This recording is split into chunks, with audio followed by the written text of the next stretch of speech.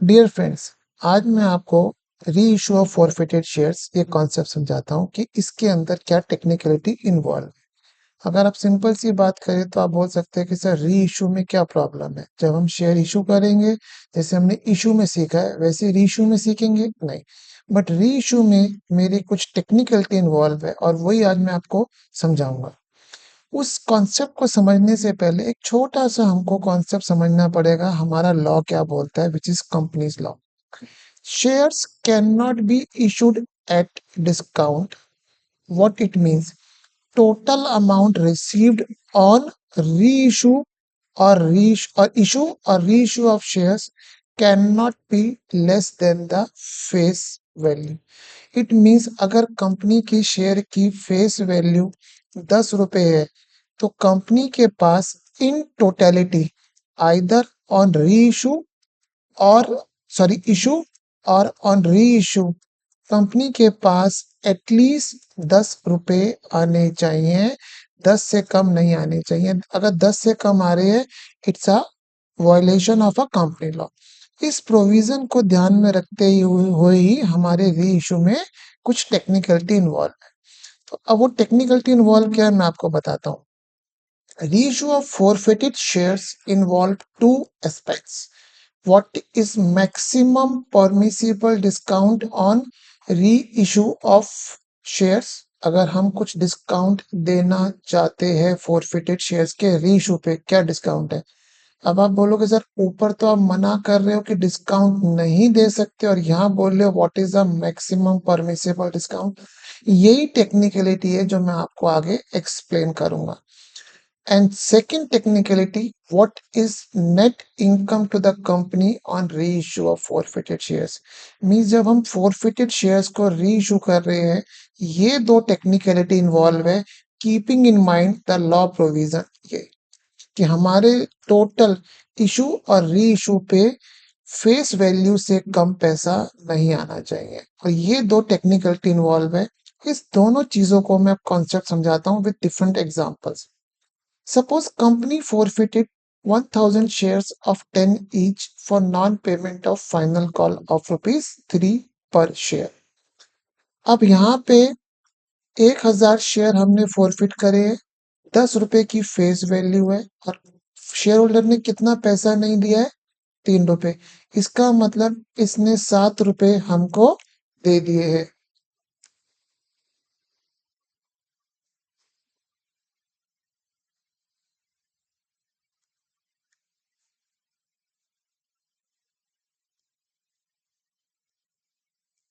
इसका मतलब 7 रुपए उसने हमको दे दिए। तो हमारी फोर फीचर की एंट्री क्या बनी? शेयर कैपिटल को हमने कितने से डेबिट करा? 10,000 रुपए से।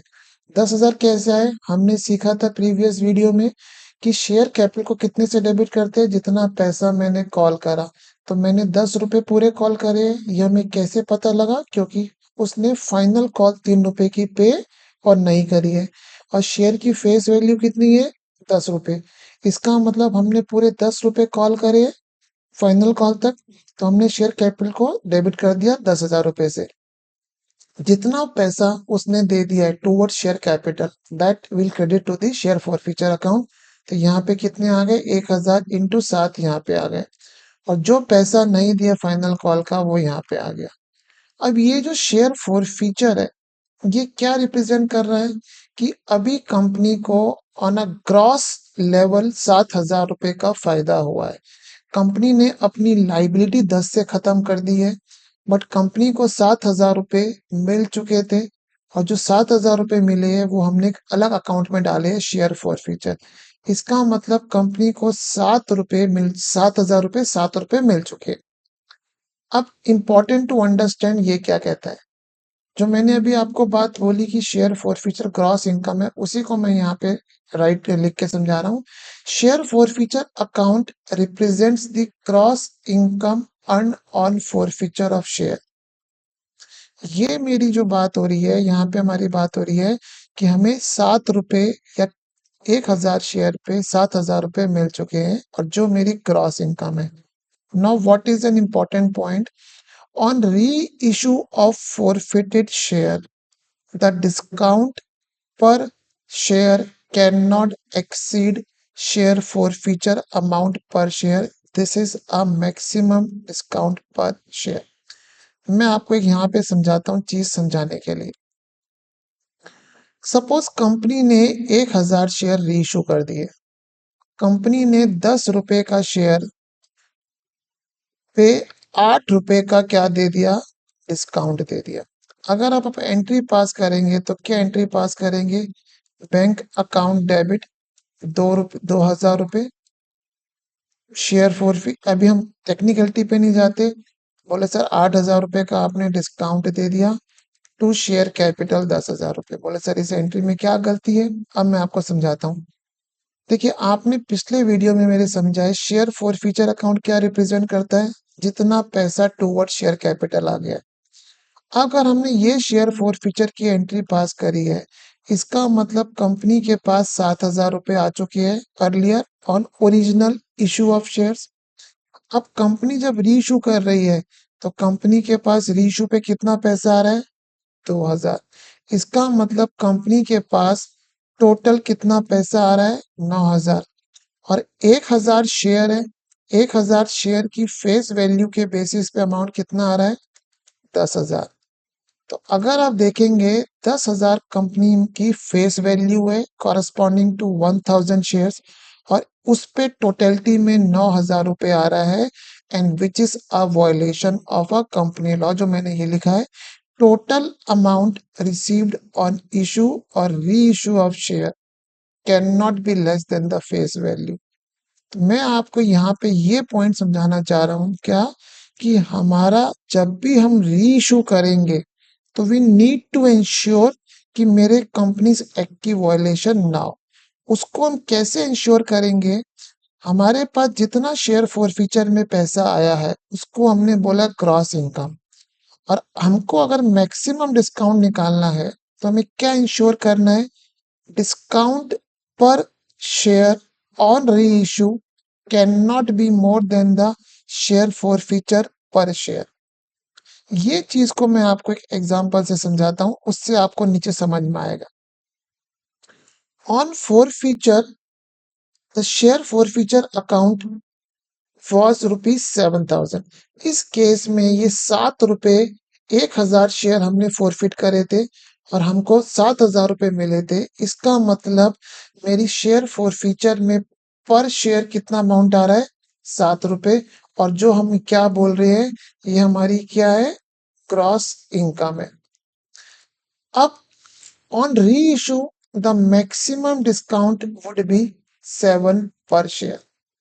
अब क्वेश्चन कह रहा है company issue 600 share of 10 each eight maximum discount. तो हमें यहाँ पे मैक्सिमम डिस्काउंट निकालना है। तो हमें क्या इंश्योर करना है कि जब हमने शेयर फॉरफिट करे थे तो शेयर फॉरफिट में मेरे पास पर शेयर कितना पैसा आया था, शेयर फॉरफीचर अकाउंट में पर शेयर कितना है, एंड जितना मेरे पास शेयर फॉरफीचर में पर शेयर है उतना ही मैं मैक्सिमम डिस्काउंट दे सकता हूं। अब हमने 600 शेयर री इशू करे of ₹10 each eight maximum discount. It means मेरे पास जो मैक्सिमम डिस्काउंट है वो 7 रुपए है। इसका मतलब 10 रुपए का शेयर हमने 3 रुपए में रीइशू कर दिया और 7 रुपए मेरा डिस्काउंट है। तो हमारी एंट्री बनेगी बैंक अकाउंट डेबिट 600 इंटू 3, 1800। 7 रुपए का डिस्काउंट दे दिया, ये मेरा एक्सपेंस हो गया, और इस एक्सपेंस को मैं अपनी शेयर फॉर फ्यूचर इनकम से सेट ऑफ करूंगा। तो मैंने शेयर फॉर फ्यूचर को डेबिट कर दिया, मींस जो मैंने यहाँ इनकम क्रिएट करी थी उस इनकम से जो मैंने डिस्काउंट दिया वो मैंने इस इनकम के अगेंस्ट इस इनकम को डेबिट कर दिया। एंड टू शेयर कैपिटल 10 रुपए का शेयर हम लोगों ने 3 रुपए में इशू करा है, तो बैंक में 3 रुपए के हिसाब से 1800 आ गए। जो 7 रुपए का डिस्काउंट दिया वो income account share for future income account को डेबिट कर दिया और शेयर कैपिटल क्रेडिट कर दिया। Now since share has been issued at max discount there is nil net income on reissue. ये चीज क्या हो रही है कि हमने जब शेयर फॉरफिट करे थे तो हमें 7 रुपए की इनकम हुई थी पर शेयर पे, और हमने जब री इशू करे तो हमारे पास पूरे की पूरी 7 रुपए का डिस्काउंट दे दिया, कुछ भी नहीं बचा। आपको ध्यान क्या रखना है कि आपने यहाँ पे शेयर फॉरफिट कितने करे हैं? 1000। री इशू कितना कर रहे हो आप? 600। तो आप पूरे 7000 की इनकम को कंपेयर नहीं कर सकते 600 रुपए के डिस्काउंट पे। इसलिए मैं बार बार एम्फेसाइज कर रहा हूँ पर शेयर। तो यहाँ पे अगर हम बात करें कि हमने 1000 शेयर फॉरफिट करे थे, उसमें से 600 शेयर के कॉरेस्पॉन्डिंग मेरी इनकम कितनी आई 7 रुपए के हिसाब से? 42। और 400 शेयर के कॉरेस्पॉन्डिंग इनकम कितनी आई? 2800। और ये पूरी इनकम हमने यूज कर ली थी किस लिए दोस्त? डिस्काउंट देने में। तो मुझे अभी कुछ भी इनकम नहीं हुई ऑन री इशू ऑफ 600 शेयर्स। अभी 400 शेयर जो बचे हुए हैं, जब भी मैं इसको रीइश्यू करूंगा तब मैं इसकी नेट इनकम निकालूंगा। वो नेट इनकम कैसे निकालते हैं वो मैं आपको दूसरे एग्जांपल में पिक करता हूँ। Company issue 600 share eight 9 fully paid up. इसका मतलब इंग्लिश क्या बोल रही है कि हमने 10 रुपए का share fully paid up share कितने में इशू कर दिया दोस्त? 9 रुपए में। इसका मतलब 1 रुपए डिस्काउंट दिया हम लोगों ने। तो हमारी एंट्री क्या बनी? Bank account debit. जितने का हमने री इशू करा है उतना पैसा आया है। 600 इंटू 9, 5400 मेरे पास पैसा आया है। 1 रुपए का डिस्काउंट दिया है, वो मैंने share for future account income से सेट ऑफ कर लिया, डेबिट कर दिया। तो 600 रुपीज से शेयर फॉर फ्यूचर डेबिट करा और शेयर कैपिटल में 6000 रुपए है। अभी यहाँ पे हम देखेंगे, यहाँ पे सिर्फ री इशू की एंट्री ये पूरी करके पूरा री इशू का प्रोसेस पूरा नहीं हुआ। अब हमको यहाँ पे क्या निकालना है? Net income. वो समझाता हूँ, देखिए। हमने शेयर कितने फॉरफिट करे? 1000। उसके कॉरेस्पॉन्डिंग एसएफ का बैलेंस कितना आ रहा था? 7000। शेयर री इशू कितने करे? 600।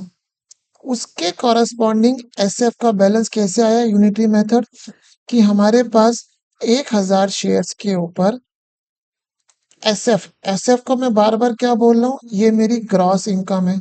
तो 600 शेयर के कॉरेस्पॉन्डिंग मेरे पास एसएफ का बैलेंस कितना आया? 1000 upon 1000, 7000 upon 1000 into 600, it comes to 4200। Mean 600 share के कॉरेस्पॉन्डिंग मुझे ग्रॉस इनकम कितनी हो रही है? 4200। और मैंने उसमें से कितना डिस्काउंट दे दिया? 600। इसका मतलब 600 शेयर पे री इशू करने पे कंपनी को 3600 का फायदा हो रहा है। और वो 3600 का फायदा हम gross income account, gross income account कौन सा हमारा? शेयर फॉर फ्यूचर, उससे कहाँ ट्रांसफर कर देंगे? एक नेट इनकम अकाउंट में, जिसको हमने अकाउंट का नाम दिया है कैपिटल रिजर्व अकाउंट। तो आपको यहाँ पे जो मैंने आपको शुरू से लेके चल रहा हूँ, हमें दो चीजों पे ध्यान रखना है दोस्त री इशू में, कि what could be the maximum discount and what is the net income. तो जब भी हम शेयर फॉरफिट करेंगे, सॉरी री इशू करेंगे, और क्वेश्चन मैक्सिमम डिस्काउंट कह रहा है, तो मुझे ये स्टेप लेने हैं कि what was the share forfeiture balance per share, and that will be the maximum discount. और अगर हमने शेयर्स को मैक्सिमम डिस्काउंट से कम इशू करा है, अब आप बोलोगे सर वो हमें कैसे पता है? तो इस स्टेज पे हम क्या करेंगे, क्वेश्चन ने हमें दे दिया है कि हमने 10 रुपए का शेयर 9 पे इशू करा है। जब क्वेश्चन हमें ये दे रहा है कि 10 का शेयर 9 पे इशू करा है, इसका मतलब कंपनी ने लॉ की कंप्लायंस करी होगी। इस स्टेज पे मुझे मैक्सिमम डिस्काउंट नहीं निकालना है, हम सिंपल री इशू की एंट्री पास कर देंगे। बट अब हमें वर्किंग करके देखना है क्या हमें नेट इनकम हुई। तो उसके लिए हम ये पूरे स्टेप फॉलो करेंगे कि 1000 शेयर पे 7000 की इनकम थी, 600 शेयर पे 4200 की इनकम हुई, डिस्काउंट हमने दे दिया 600, and the balance income is 36, that will transfer from share for future to capital reserve account. Hope आपको ये क्लियर हुआ होगा। अब यहाँ पे री इशू में क्वेश्चन में different type of language use करी जाएगी। वो लैंग्वेज को मैंने यहाँ पे कैप्चर करा है, वो मैं समझाता हूँ। 1 share reissued at 8 9 paid up. At या फॉर जो वर्ड आएगा इसका मतलब इतना अमाउंट मेरे बैंक में गया है, और जितना पेड अप वर्ड होगा या कॉल्ड अप होगा उतना शेयर कैपिटल में जाना है। इसका मतलब 900 का 9 रुपये का शेयर हमने 8 रुपए में दे दिया, तो बैंक में कितने डेबिट होंगे? एक 8 रुपीज। एसएफ में कितना डेबिट होगा? 1। शेयर कैपिटल में 9। नेक्स्ट केस लेते हैं, 1 शेयर री इशूड एट ₹9, 8 पेड अप। अब शेयर कैपिटल में कितना जा रहा है? 8 रुपए, और हमने इशू कितने पे करे? 9 रुपए। इसका मतलब शेयर कैपिटल में कम अमाउंट जा रहा है, and we are issuing at more amount, that is security premium. तो 9 रुपए बैंक में चले गए, 8 रुपए शेयर कैपिटल में चले गए, 1 रुपए सिक्योरिटी प्रीमियम में चले गए। अब आ रहा है शेयर री issue at ₹8 fully paid up. Fully paid up का मतलब है कि जितनी शेयर की फेस वैल्यू है, हम एज्यूम कर रहे हैं 10 रुपए, मीन्स 10 रुपए का शेयर कंपनी ने कितने पे इशू कर दिया? 8 रुपए पे। तो 8 रुपए बैंक में गए, 2 रुपए का डिस्काउंट शेयर फॉर फ्यूचर में डेबिट हुआ, 10 रुपए शेयर कैपिटल में गए। नेक्स्ट सिचुएशन लेते हैं, शेयर री इशूड एट 10 8 पेड अप। अब पेड अप में जो अमाउंट होता है, पेड अप कॉल्ड अप में शेयर कैपिटल में जाता है, एट और फॉर वाला अमाउंट बैंक में जाता है। इसका मतलब हमने अभी शेयर कैपिटल में 8 रुपए ही कॉल करे हैं, बट शेयर होल्डर को बोला 10 रुपए दे। इट इम्प्लाइज कि 2 रुपए शेयर सिक्योरिटी प्रीमियम में जाएगा, बैंक में 10 रुपए और शेयर कैपिटल में 8। तो आई होप आपको ये लैंग्वेज भी क्लियर हुई होगी। अब एक टिपिकल सिचुएशन लेता हूं आपको। टिपिकल सिचुएशन क्या है?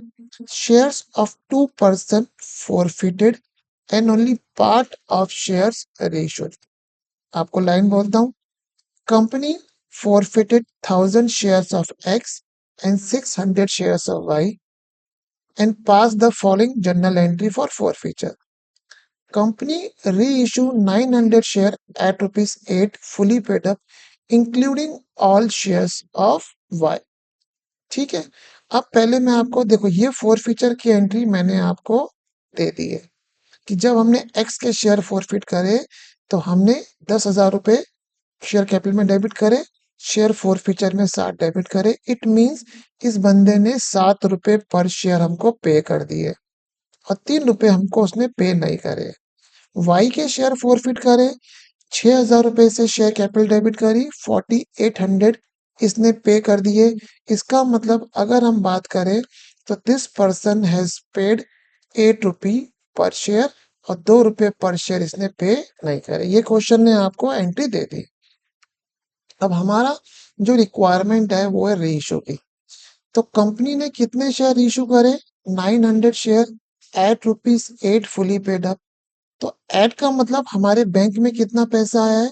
900 इंटू 8 7200, ये हमारे बैंक में आया पैसा।